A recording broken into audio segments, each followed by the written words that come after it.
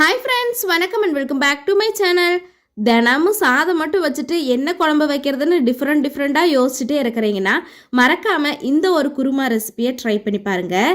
இது சப்பாத்தி, பூரி, இட்லி, தோசை, சாதம், இடியாப்பம் எல்லாத்துக்குமே சூப்பராக செட் ஆகும். இது செய்யறதுக்காக ஒரு ஜாரில் துருவின தேங்காய், இஞ்சி, பூண்டு, பட்டை, கிராம்பு, அதுக்கப்புறம் கொத்தமல்லி, புதினா, சோம்பு, பொட்டுக்கடலை இதெல்லாம் சேர்த்து நல்லா நைஸ் பேஸ்ட்டாக அடித்து எடுத்து வச்சுக்கலாம். இப்போ செய்யறதுக்கு ஸ்டார்ட் பண்ணிடலாம். கடாயில் தேவையான அளவு ஆயில் சேர்த்திக்கலாம். ஆயில் கொஞ்சம் தாராளமாக இருந்ததுனா தான் நல்லாயிருக்கும். அதில் சோம்பு, அப்படி இல்லைன்னா கடுகு சேர்த்திக்கலாம்.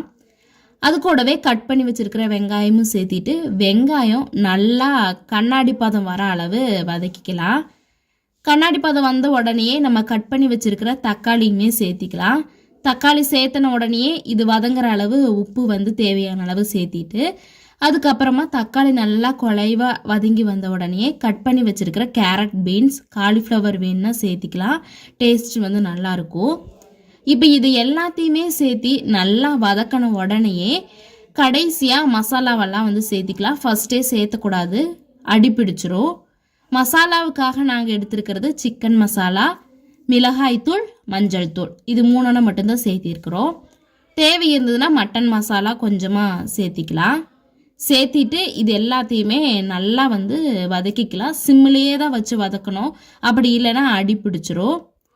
இந்த ஸ்டேஜில் கொஞ்சமாக தண்ணி சேர்த்திட்டு மூடி போட்டு மூடி நல்லா கொதிக்க விடலாம்.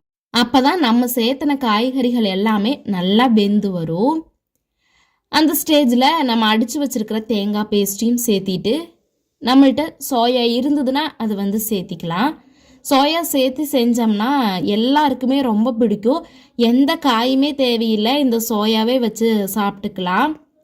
இப்போ தேவையான அளவு தண்ணியும் சேர்த்திட்டு நல்லா மூடி போட்டு கொதிக்க விட்டுட்டோன்னா சோயாவும் நல்லா அது கூட கலந்து வந்துடும்.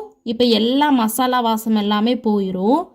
இந்த சோயாவுக்கு பதிலாக பச்சை பட்டாணி கூட சேர்த்திக்கலாம். பட் சூப்பர் டேஸ்ட்டாக இருக்கும். கடைகளில் கிடைக்கிற குருமா மாதிரியே இருக்கும். நாங்கள் அன்றைக்கி பூரிக்கு தான் இது செஞ்சுருந்தோம். நீங்களும் மறக்காமல் ட்ரை பண்ணி பார்த்துட்டு எப்படி இருந்ததுன்னு கமெண்ட் பண்ணுங்கள்.